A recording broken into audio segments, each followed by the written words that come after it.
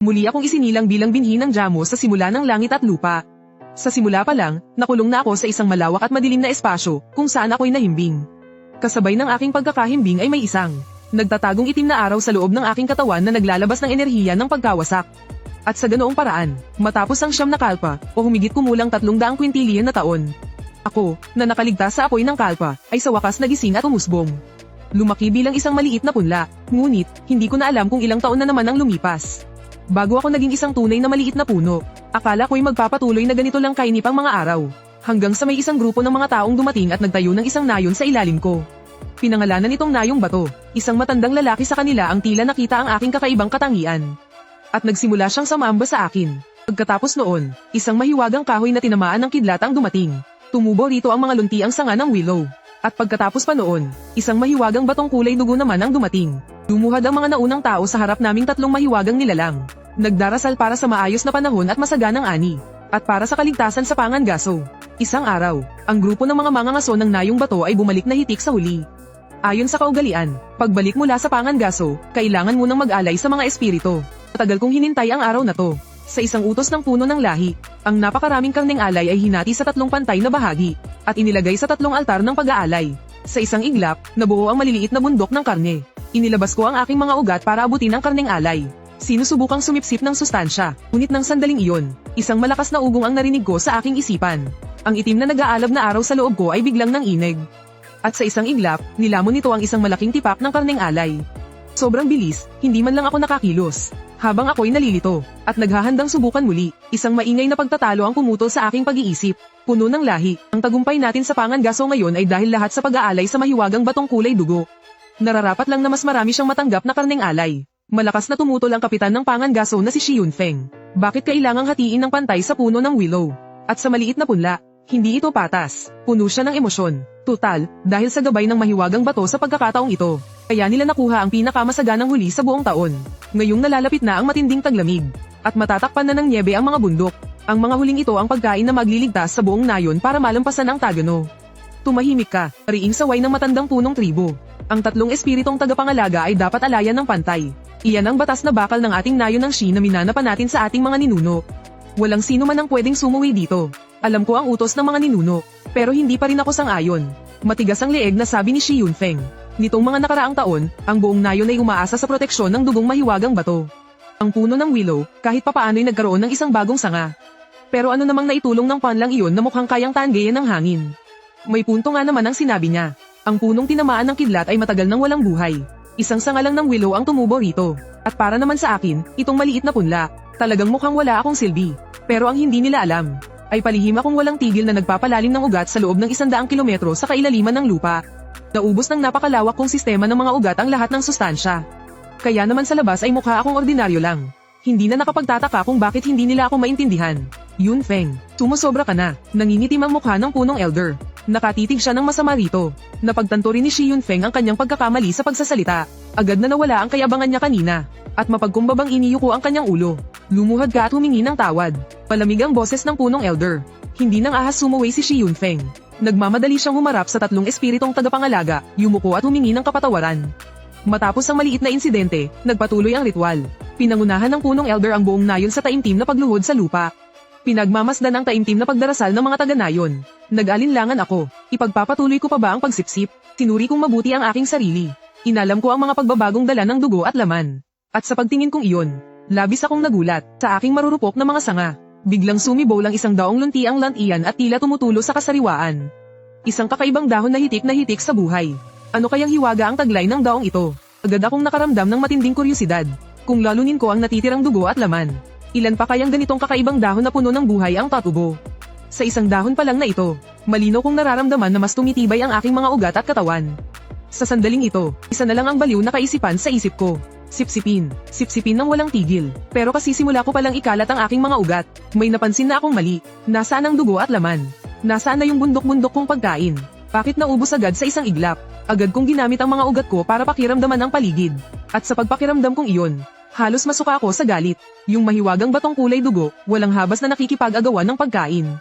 Nagpalabas ito ng di mabilang na mga halijing bato na pulang-pula. Na parang mga sakim na pangil. Walang awang tumusok sa mga dugo at laman sa ibabaw ng altar. Sinipsip ang dugo hanggang matuyo. Nilamon ang laman, at mga nakakakilabot na buto na lang ang natira. Sa ilang saglit lang, bago pa matauhan ang lahat, ang lahat ng katas ng tatlong alay ay sinulong nitong lahat. Hayop talaga, nagmura ako ng nagmura sa isip ko. Nakakatakot ang bilis ng pesteng bato na tumagnakaw ng pagkain. Isang idlip ko lang, ubos na lahat ng laman. Kung bilis ng paglamon ang pag-uusapan, kayang-kaya itong durugin ng itim na nagliliyab na araw sa loob ko. Ang kaso, hindi pa nga ako bumubuelo. Naubos na nitong lahat. Anong nangyayari rito? Gulat na gulat ang matandang leader. Hindi na mabilang ang mga taon ng pag-aalay sa nayong bato. Ngunit kailan may hindi pa sila nakakita ng ganito kakaibang sitwasyon. Nagagalit ang espiritu ng ritual. Nagagalit ang Panginoong Hiwagang Batong Pula. Nagmamadaling sumigaw si Shi Yunfeng. Sinabi ko na kanina pa, lahat ng ito ay dahil sa Panginoong Hiwagang Bato. Pero ang alay na dugo ay kailangang paghatian ng pantay-pantay. Paanong hindi magagalit ang espiritu ng ritual? Ganoon na nga kaya, hindi pa rin mapakali ang matandang leader. Sa isang saglit, hindi niya malaman ang gagawin. At sa sandaling iyon, biglang nag-iba ang kulay ng langit at lupa. Umugang ang malakas na hangin. Nakabibingi ang dagandong ng kulog. Kasabay ng isang malakas na pagsabog. Isang dambuhalang kidlat ang walang awang tumama sa hiwagang batong pula. Naligo ang hiwagang bato sa bagsik ng kulog. Gumapang ang kuryente sa mga siwang nito. Nagmistyala itong demonyo at nakapangingilabot. Halos mabali ang mga buto ng mga taga-nayon sa sobrang takot. Kahit sa pinakamapanganib na lugar sa Great Wasteland, wala pang sino man ang nakakita ng ganitong kababalaghan na parang katapusan na ng mundo. Pawiin ninyo ang inyong puot, espiritu ng ritual. Nakikiusap kami, Panginoong Espiritu, pawiin ninyo ang inyong galit. Tuluyan ng nataranta ang matandang leader. Pinangunahan niya ang buong nayon sa desperadong pagyuko at pagmamakaawa. Ngunit lalo pang umabuso ang hiwagang batong pula. Hindi man lang sila pinansin. Sa halip, nagpakawala pa ito ng mas malakas na parusang kulog. Dahil sa nakakatakot na kapangyarihan ng kalangitan, namutla ang lahat. At nahirapang huminga, malinaw sa isip ng lahat, na kung ang mapanirang kidlat na ito ay lumihis kahit kalahating pulgada lang. Agad na magiging abo ang ilang dosenang tao. Malinaw na malinaw, gusto lang gamitin ng pesteng batong ito ang pagkakataon para maghasik ng lagim. At piliting lumuhad sa pagsuko ang buong nayong bato. Panginoong Espiritu, pawiin niyo ang inyong puot. Mula ngayon, anumang maging gabay ninyo. Kayo lamang ang susundin ng grupo ng mga mangangaso. Malakas na sumuko si Shi Yunfeng. Hindi na muli magkakaroon ng pantay-pantay na hatian. Ang inyong mga biyaya ay nararapat na sa inyo lamang. Pagkasabi pa lang noon, ang mga kulog at kidlat sa kalangitan ay himalang hamina ng kaunti. Pero nanatili pa rin ito at hindi nawala. Malinaw na, hindi pa rin nasisiyahan ang kakaibang bato. Matandang puno, pagsalita na po kayo. Nag-aalalang tumingin si Shi Yunfeng sa matandang puno. Bamantong hininga ng malalim ang matandang puno. Puno ng pait ang kanyang mukha. Hay, sige na, kung ganoon din lang, sundin na natin ang sinabi mo. Kahit nalabag sa kanyang kalooban na sirain ang mga patakaran ng mga ninuno. Pero sa harap ng ganito kalakas na kapangyarihan, wala siyang nagawa kundi ang sumuko na lang. Habang tahimik kong pinapakiramdaman ang lahat ng ito, wala naman akong nakikitang masama roon. Sa huli, sang-ayon din naman ako sa kasabihang kung sino ang nagpagod, siya ang dapat makinabang. Pero, ang nakabibinging kulog at kidlat sa itaas ay bahagya lang hamina. At wala pa ring senyales na tuluyan itong titigil. Puno ng takot at pagtataka ang mga mata ng matandang puno at ni Shi Yunfeng. Umayag na kami sa mga kondisyon. Bakit kumukulog at kumikidlat pa rin? Nagtataka rin ako, sumuko na ang mga taga Stone Village. Bakit nagwawala pa rin ang pesteng batong to? Huwag niyong sabihin gusto ninyong angkinin ang lahat ng alay na dugo. Gulat na napasigaw si Shi Yunfeng. Hindi kaya gusto ninyong paalisin ang dalawa pa, para maging kaisa-isang espiritong tagapagbantay ng Stone Village. Hindi maaari, talagang hindi pwede. Agad na tumanggi ang matandang puno. Pero sa isang iglap, biglang mas lalong naging nakakatakot ang mga kulog at kidlat. Mas nakakatakot kaysa dati. Sunod-sunod na gumuhit ang kidlat pababa. Pakiramdam ng lahat ay parang sisibog ang kanilang mga ulo sa sakit. Nagpatuloy ang walang tigil na pagtama ng kidlat. Hindi na makayanan ng lahat ang paghihirap. Matandang puno, pumayag na lang tayo. Kung hindi, mamamatay tayong lahat. Desperadong sigaw ni Shi Yunfeng. Hindi ganoon kasimple ang mga bagay-bagay. Sigaw ng matandang pinuno. Ano ba sa tingin nyo ang isang guardian spirit? Alagang hayop ba yan ng nayon? Na basta-basta na lang pwedeng paalisin. Kung magpapatuloy to, magagalit talaga ang dalawa pa. May mamamatay, kahit maliit lang ang ating Stone Village. Libu-libong taon na itong namamalagi sa Great Wasteland. Hindi kami basta-basta mga hanggal na taga-bundok. Patuloy na umuungol ang matandang pinuno. Biglang umilo sa noon niya ang mga mahiwagang bone pattern. Isang misteryosong puwersa ang tumulong sa kanyang salagin ang malakas na kidlat. Pagkatapos noon, itinaas niya ang isang buto ng hayop na kasing linaw ng kristal. Ang mga komplikadong simbolo rito ay mabilis na kumislap. Ito ang tunay na buto na iniwan ng isang sinaunang nilalang. Naglalaman ito ng walang katapusang diwa ng pakikipaglaban. Ang mga simbolo ay kasabay na nagliwanag sa mga bone pattern sa kanyang noo. Kung gusto ninyong solohin ang mga alay ng aming angkan, kailangan niyong ipakita ang tunay ninyong lakas. Kung sino sa tatlong guardian spirit ang pinakamalakas at pinakamahina, malalaman lang natin pagkatapos ng laban. Kung sino ang makakatulong sa Stone Village na malampasan ang mahabang taglamig. Tulungan kaming patayin ang mga halimaw sa Great Wasteland. Siya ang magiging kaisa-isang guardian spirit ng Stone Village. At siya lang ang tatanggap ng mga alay. Sa harap ng panganib na maubos ang kanilang angkan, inilabas ng matandang pinuno ang kanyang huling baraha. Nagpakita siya ng pambihirang katapangan para direktang harapin ang mga guardian spirit. Napapairap na lang ako habang nanonood dito sa gilid. Wala akong masabi. Bakit parang naging kompetisyon to para sa pwesto? Paano kung matalo ako ng batong kulay dugo at ng willow deity? Di ba't palalayasin na lang ako? Hindi na ako makakakain ng mga alay na dugo.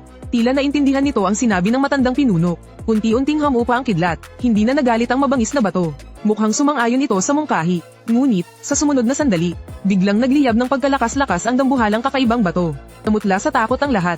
Hindi nila alam kung ano na namang kalabisang hihilingin nito. Kasabay ng paglaki ng apoy na abot langit. Si Shi Yunfeng naman ay walang kurap na nakatitig sa mga apoy. Napahiyaw siya sa labis na kagalakan. Ang kawan ng tupa. Nakita ko ang kawan ng mga puting tupa na nagtatago sa libis ng bundok. Alam ko ang lugar na yon. Hindi ko akalain na doon pala sila nagtatago. Nanginginig ang buong katawan ni Shi Yunfeng sa sobrang pananabik. Bago pa matabyunan ng nyebe ang bundok, ang mga tupa ay naghahanap ng isang napakatagong lugar para magpalipas ng taglamig. Kapag nahanap sila ng isang mangangaso, siguradong napakalaking biyaya iyon, sapat na para pakainin ng buong nayon hanggang sa susunod na taglamig. Labis ding nanabik ang matandang pinuno. Totoo ba yan? Totoong totoo. Nakita ko ang mga palatandaan sa apoy. Nag-aapoy ang mga mata ni Shi Yunfeng. Ito ay isang himala mula sa espiritu ng kakaibang bato. Basta't sundin lang natin ang utos nito para mangaso. Hindi na tayo muling magugutom.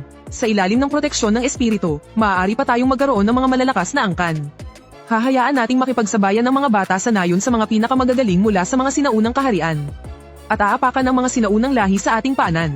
Yunfeng, huwag kang padalos-dalos. Seryosong sinabi ng matandang pinuno. Totoong matutulungan tayo ng espiritu ng batong kulay dugo sa pangangaso. Basta't taos-puso ang ating pag-aalay, napakalaki ng magiging kapalit.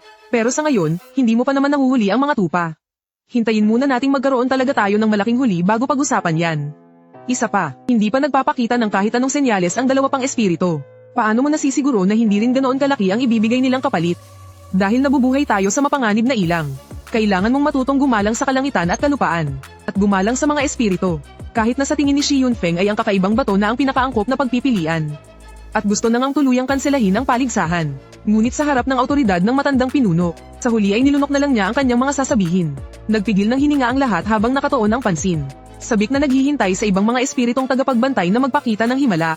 Pero, ang lunti ang sanga ng willow sa punong tinamaan ng kidlat ay marahan lang na umiindayog sa hangin. Walang anumang kakaiba, at para naman sa akin, isang maliit na pan lang kayang tanggayan ng hangin. Ni hindi man lang ako gumalaw. Ang totoo niyan, nag-aalab na sa pagkainip ang kalooban ko. Gustong-gusto ko nang magpakita agad ng isang di kapanipaniwalang himala, para sabihin sa kanila kung nasaan ang matatabang hayop na pwedeng huliin. Gamit ang pandaman ng aking mga ugat na abot ang daan-daang milya. Mas detalyado ang impormasyong hawak ko kaysa sa walang kwentang batong yon. Pero sa kasamaang palad, wala akong paraan para magpakita ng himala. Matapos ang matagal na pagpipigil, sumuko na lang ako. Bukod pa roon, kahit ang pinakamisteryosong si Willow God ay hindi pa kumikilos. At tungkol naman sa kawan ng mga tupa na itinuro ng kakaibang bato. Ukhaman itong biyaya mula sa langit. Sa katotohanan, isa itong nakamamatay na patibong. Malinaw na ito sa akin dahil nasuri ko na gamit ang aking mga ugat. Sa paligid ng kawan ng tupa ay may nag-aabang na isang tuso at mapanganib na grupo ng mga snow wolf. Sinadya nilang itaboy ang mga tupa sa isang lawa-lawaan para mamatay ang mga ito sa lamig. Para gawing reserve ang pagkain sa pagsapit ng tagsibol. Kahit pataglay ng mga kalalakihan ng Stone Village ang pambihirang lakas. Kung padalos-dalos nilang aagawin ang huli ng mga snow wolf, siguradong mapapahamak lang sila sa direktang sagupaan. Naghintay sila hanggang sa sumikat ang buwan. Nang makitang hindi pa rin kami kumikibo ni Willow God. Magsiuwian na, malakas na sigaw ni Shi Yunfeng. Magpahinga na kayo, bukas ng umaga, huhulihin natin ang kawan ng tupa. Huwag kayong padalos-dalos. Ako ang magpapasya kung tutuloy tayo sa pangangaso bukas. Mahigpit na babala ng matandang pinuno. Dito sa Great Wilderness, bawat pangangaso ay dapat pag-ingatang mabuti. Akmang magsasalita pa sana si Shi Yunfeng. Pero sinaman siya ng tingin ng matandang pinuno. Dahil sa autoridad ng pinuno, wala siyang nagawa kundi iuwi na ang grupo ng mga mangangaso para matulog. Mabilis na nawalan ng tao sa plaza. Ang matandang pinuno na lang ang naiwan. Tahimik siyang nakatayo sa harap ng tatlong espiritong tagapagbantay. Hanggang sa pagsapit ng pinakamadilim na sandali bago mag-umaga. Saka siya dahan-daang lumuhad sa harap ng punong tinamaan ng kidlat at bomb-ulong. Tila gumagamit ng isang lihim na paraan para makipag-usap.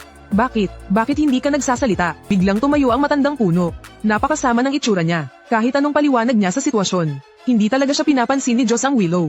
Nang makitang bigo na pabalik ang matandang puno, gusto ko na talagang magmura. Aalis na lang basta. Hindi ba't sobrang double standard naman ito? Bakit si Diyos ang Willow lang ang tinatanong niya at hindi ako? Isa rin naman akong espiritong tagapagbantay. Bakit parang wala lang ako sa kanya? At sa sandaling iyon, biglang lumingon ang matandang puno. Mabilis siyang lumapit sa harapan ko. Halos magwala ang puso ko sa tuwa. Palihim akong tumango. Ayan, ganyan nga dapat. Kahit hindi ako direktang makapagpakita ng himala, basta't gamitin mo lang ang lihim na ritual para makipag-usap. Agad kong may paparating sa'yo ang patibong para sa mga tupa. Maaari pa nga akong magbigay ng mas ligtas na ruta para sa pangangaso. Pero matagal akong tinitigan ng matandang puno. Huminga lang siya ng malalim. At tumalikod na't umalis nang hindi man lang ginagamit ang ritual. Sa pagkakataong iyon, tuluyan na akong nawalan ng masabi. Pero hindi ko rin naman masisisi ang matandang puno. Ang kasalanan lang ay dahil sa napaka-ordinaryo kong itsura. At ni minsan ay hindi pa ako nakapagpakita ng himala, kung hindi lang sa pagpupumilit ng matandang puno na mag-alay sa tuwing may seremonya. Alamang ay matagal nang nakalimutan ng mga taga Stone Village na mayroon pa palang espiritong tagapagbantay na tulad ko. Kaya nagpasya na ako, kailangan kong makaisip ng paraan para mabago ang sitwasyon. Kung hindi pa ako kikilos, baka tuluyan na akong paalisin sa baryo. Ngunit matapos ang malalim na pag-iisip, malungkot kong natuklasan na wala pala akong panlaban. Maliban sa pandaman ng aking mga ugat, ni hindi ko man lang kayang gamitin ang mga ito para lumaban. Masyadong kaunti ang lamang dugo na nasipsip ko, at hindi ko rin maaasahan ang itim na naglalagablab na araw sa loob ko. Wala akong magawa kundi titigan ng buhay na lunti ang dahon sa aking sanga. Maliban sa punong-puno ito ng enerhiya ng buhay, tila wala naman itong ibang silbi. Hindi lang yun, ang isang dahon na ito ay walang tigil na sinisipsip ang sustansya mula sa mga ugat. Dahil gustong-gusto mong sumipsip, sige, lahat ng sustansya ay para sa'yo. Kinontrol ko ang daloy ng sustansya. Sa isang iglap lang, ang lahat ng ibang dahon ay nangalanta at namula. Habang ang maliit na dahon na iyon ay lalo pang lamunti. Pero ito mismo ang gusto kong mangyari. Ang pagkalanta ng buong puno sa isang gabi ay isang malinaw na babala. Kung hindi pa ito maiintindihan ng mga taga-Nayong Bato, wala na akong magagawa. Kinaumagahan, dinala ni Shi Yunfeng ang isang malaking banga ng alak sa plaza para tipunin ang lahat. Libo-libong malalakas na kalalakihan ang inubos ang alak sa kanilang mga mangkok. Nag-aalab ang diwa ng lahat. Hindi maganda ang araw na to. Hindi tayo pwedeng mangaso. Agad silang binuhusan ng malamig na tubig ng matandang puno ng tribo. Napakaganda na ng sitwasyon. Anong masama riyan? Natigilan si Shi Yunfeng. Nagbigay na ng babala ang espiritong tagapagtanggol. Hindi nyo ba nakita? Suminghal ang matandang puno. Nagkatinginan ng lahat. Napatingin sila sa puno ng willow at sa kakaibang bato. At sa huli, sa akin napunta ang tingin nila. Itong maliit na puno, bakit naging kulay dugo ang lahat ng dahon nito? Namula sa loob lang ng isang gabi. Tiyak na may dadanak na dugo sa paglalakbay na to. Pasigaw na sabi ng matandang puno. Anong dadanak na dugo? Malinaw na naubusan lang yan ng kapangyarihan kaya natuyo. Ganting sagot ni Shi Yunfeng na hindi kumbinsido. Ibig sabihin ba'y wala ng halaga ang himala ng kakaibang bato? Ang pamumuhay sa ilang ay parang pagsubo na rin sa bingit ng kamatayan. Handa kaming sumunod sa pinuno para tugisin ang kawan ng mga tupa. Sa huli, nanaig ang tukso ng kawan ng tupa laban sa takot. Tumingin sa akin ang matandang puno, puno ng desperasyon. Umaasa siyang gagawa ulit ako ng himala para pigilan sila. Pero wala na talaga akong magawa. Sige na nga, napabuntong hininga ng malalim ang matandang puno. Kapag mag-ama ang sasama, iiwan ang anak. Kapag magkapatid na lalaki, iiwan ang nakababata. Bagtong na anak, ang mga sugatan at may kapansanan ay hindi maaaring sumama. Para makapag-iwan ng lahi para sa nayon. Ito ang kanyang huling kondisyon. Hindi kumontra si Shi Yunfeng. Matapos iwan ng kalahati ng mga tauhan, sila'y umalis na. Nang mawalan ng tao sa plaza, lumapit sa akin ang matandang pinuno at pabagsak na lumuhad. Umiilaw ang mga guhit buto sa kanyang buong katawan. Banal na punong jamo, pakiusap, tumugon po kayo. Sa katutukod niya, dumudugo na ang kanyang noo. Ang tanging nais niya ay makakuha ng sagot mula sa akin. Pero wala akong magawa kundi ang manahimik. Makalipas ang isang buwan, ang grupo ng mga mangangaso ay bumalik na parang isang talunang hukbo. Ang ikatlong bahagi ng malalakas na mandirigma ay habang buhay na naiwan sa Great Wilderness. Bawat isa sa mga nakaligtas ay may dalang sugat. Kahit si Shi Yunfeng ay puno ng dugo ang mukha. Matandang pinuno, ako po ang nagkulang. Pabagsak na lumuhad si Shi Yunfeng. Pag-alay muna tayo sa espiritong tagapagbantay. Kasalanan ko rin. Napabuntong hininga ang matandang pinuno. Yun pala, kahit natunugan nila ang pananambang ng mga lobo. At nagkaroon ng kalamangan sa labanan. Hindi nila inasahan na isa iyong serye ng mga patibong na gawa ng hari ng mga lobo. Muntik na silang lahat maubos. Kasalanan to ng kakaibang bato na yun. Ang orakulo na bigay nito ay malinaw na isang patibong. Nag-aalab sa galit ang mga nakaligtas na mandirigma. Sumugod sila sa harap ng kakaibang bato at pinagmumura ito. Mga walang galang, huwag kayong maging bastos sa espiritong tagapagbantay. Nagulat ng husto ang matandang pinuno. Pero huli na ang lahat. Ang kulay dugong bato ay biglang nagbuga ng dambuhalang apoy. Ang ilan sa unahan ay agad naging mga taong apoy, gumugulong habang humihiyaw sa sakit. Sumugod si Shi Yunfeng para sagipin sila. Ngunit ang kakaibang apoy ay biglang pumulupot sa braso niya na parang isang makamandag na ahas. Humiyaw si Shi Yunfeng sa isang mabilis na tagpa. Walang alinlangang tinagpa ang sarili niyang nag-aapoy na braso. Pagbagsak ng putol na kamay sa lupa, naging abo ito sa isang iglap. Dakilang espirito, huminahon po kayo. Biglang bagsak na lumuhad ang matandang pinuno kasama ang kanyang mga tauhan. Kasalanan ko kung bakit nabigo ang pangangas o kinuha ko ang kalahati ng mga tauhan. Kung hindi, siguradong nahuli at napatay na natin ang mga lobo. Nang marinig ang pag-ako niya ng sisi, unti-unting hamupa ang apoy sa mahiwagang bato. Sinundan ba kayo noong tumakas kayo? Kinabahan ang matandang pinuno para maiwasan ang pagsunod sa amin. 10 araw kaming nagpaikot-ikot sa labas. Nagngalit ang mga panga ni Shi Yunfeng. Tuso ang mga lobong niebe. Baka hindi natin sila basta-basta matatakasan. Nabalot ng matinding pag-aalala ang matandang pinuno. Hindi na siya mapakali sa sobrang kaba. Ang ritual ay nangangailangan ng alay na dugo't laman para ialay ng buhay sa 3 dakilang espiritu. Biglang sumigaw ang matandang pinuno. Buhay na alay. Bukod sa napakaraming alay na dugo't laman, kailangan din ang buhay ng isang punong tagapag-alay.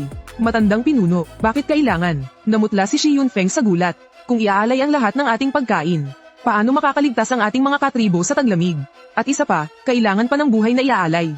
Kung maglakas loob ang mga lobo na sumugod, uubusin natin sila. Anak, huwag ka nang maging musmos. Isang tingin ng matinding determinasyon ang gumuhit sa mga mata ng matandang pinuno. Naamoy ko na siya. Hindi siya naparito para mangaso. Naparito siya para ubusin ang ating lahi. Maraming taon na ang nakalipas, naging kaaway ko ang hari ng mga lobo. Ngayong matanda na ako at mahina, nandito siya para singilin ako sa pamamagitan ng pag-ubos sa ating lahi. Ako ang may kasalanan. Buong bigat na lumuhad si Shi Yunfeng, at sinampal ng malakas ang sarili. Agad na namula at namaga ang kanyang pisngi. Tinadya na nating lumigoy ng 10 araw. Pero hindi pa rin natin sila matakasan. Huwag mong sisihin ang sarili mo. Ako ang sadya nila. Tinapak ng matandang pinuno ang kanyang balikat, at humalakhak ng buong giting. Ako ang magiging pangunahing alay, gamit ang abakong katawan, upang bigyan ng Stone Village ng pag-asang mabuhay. Ihanda ang dakilang ritual, sabay ng dumadagundong na utos ng matandang pinuno. Mula sa mga bahay na bato ay isa-isang lumabas ang mga retiradong veterano na puti na ang buhok at balbas. Nalalapit na ang malaking kapahamakan. Muli nilang itinuwid ang kanilang mga likod, at pinasan ang responsibilidad para sa Stone Village. Binuhat ng 4 na veterano ang napakabigat na imaheng bato ng kanilang ninuno, at ibinagsak ito sa harap ng altar, at isinuot sa matandang pinuno ang isang nakasisilaw na balabal na gawa sa 5 kulay na sagradong balahibo. Sa sandaling ito, nakatambak na parang isang maliit na bundok ang alay na laman sa harap ng 3 espiritong tagapagtanggol. Hindi na muling naglakas loob si Shi Yunfeng na magpakita ng paboritismo. Puno na rin siya ng paggalang sa akin. Ako, si Shi Zhenyu, isang mandirigma ng Blood Transformation Realm na may lakas na 100,000 jin. Nanlisik ang mga mata ng matandang pinuno, at nagliwanag ng husto ang buo niyang katawan. Ngayon, ang ating kaaway ay nasa pintuan na, at nais tayong lipulin. Nais kong ialay ang 3 patak ng aking pinakadalisay na dugo. Umaasa ako na tutulungan ako ng 3 espiritong tagapagtanggol na talunin ang mga kaaway at makapaghiganti.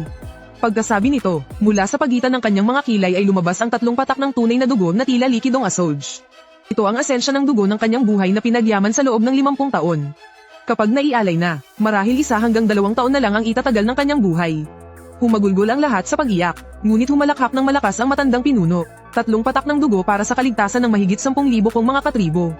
Sulit, dagandong. Agad na nagliyab ang kakaibang batong kulay dugo, at nilamon ng buo ang mga alay na laman sa harap nito. Pumayag ito sa kahilingan. Nang makita ito, nagsimula na rin akong samailan ng laman at dugo. Kailangan kong bilisin. Kung hindi, aagawin na naman yun ng malaking pulang bato. Pagkadikit pa lang ng mga ugat ko sa alay na dugo, biglang nagwala ang itim na nagbabagang araw sa loob ko. Sa isang iglap, tuluyan itong sinipsip ang napakasaganang parte ng alay para sa akin. Nilamon din ni Liu Shen ang mga sakripisyo. Nang makita ito ng matandang puno ng tribo, labis siyang natuwa. Ibinalik niya sa kanyang katawan ang 3 patak ng tunay na dugo. Basta't malampasan lang ang pagsubok na ito, kusa niyang iaalay ang tunay na dugo. Samantala, di naramdam ko ang mga pagbabago sa aking katawan. Yung daong kulay jade na pinaglalagakan ko ng malaking pag-asa, ay sobrang lantian na ngayon. May pamatak mula rito na isang patak ng katas na may walang hanggang banal na liwanag. Pamatak ang katas sa mga ugat, tila may sumabog sa isipan ko. Isang di pa nararanasang sigla ng buhay ang bumalat sa buo kong katawan. Ang malalakit magugulong ugat sa ilalim ng lupa ay gumalaw na parang mga dambuhalang sawa. Hindi ako makapaniwala, kaya ko nang kontrolin ang lahat ng ugat. Sobrang saya ko. Dati, kakarampot lang ang kaya kong kontrolin. Kahit sa pag-agaw ng alay, talo ako ng kakaibang bato na yon. Pero ngayon, lahat ng ugat sa loob ng 100 kilometrong radius, mapamakapal man o manipis, ay sunod sa neuron sa bawat gusto ko. Sa paglipas ng panahon, itong mga ugat na ito ang magiging pinaka-nakakatakot kong sandata. Subukan ko nga ang lakas ng mga ugat. Sa isang isip ko lang, para akong batang kakakuha lang ng bagong laruan. Isang makapal na ugat ang biglang lumabas sa lupa, ila isang halimaw na handang manakmal. Gapyusan mo siya, parang kidlat ang ugat, na dumiretso sa kakaibang pulang bato. Sa isang iglap lang, mahigpit nitong pinuluputan at binalot ang mayabang na bato. Ihagis mo, boom! Ang dambuhalang pulang bato ay nabunat ko mula sa lupa. Gumuhit ito ng isang magandang arko sa himpapawid, bago bumagsak ng malakas sa bungad ng Stone Village. Sobra akong nagulat. Ang lupit. Ganito pala kalakas ang mga ugat ng puno. Naglalaro lang naman ako. Sinusubukan ko lang. Hindi ko akalain na ganito pala kalakas. Gulat na gulat at natigilan. Napanganga. Lahat ng nasa ritual ay natigilan sa kanilang kinatatayuan. Akala nila'y namamalik mata lang sila. Anong klaseng biro to? Ang laging tahimik at di napapansin. Ang mukhang sakiting banal na punong jamu ay bigla na lang ibinato palayo ang mahiwagang batong kulay dugo. Maging ang bihasang pinuno ng tribo ay napanganga. Hindi malaman kung anong sasabihin. Mukhang imposible, pero may loika. Kahit mukha akong sakitin sa panlabas. Matagal ng sobrang lakas ng mga ugat ko sa ilalim ng lupa. Kayang-kaya kong maramdaman at kontrolin ang paligid sa layong 100 kilometro. Lag, ang mahiwagang batong kulay dugo na inihagis sa bungad ng nayon ay agad na nagliyab. At pinulan nito ang kalahati ng kalangitan.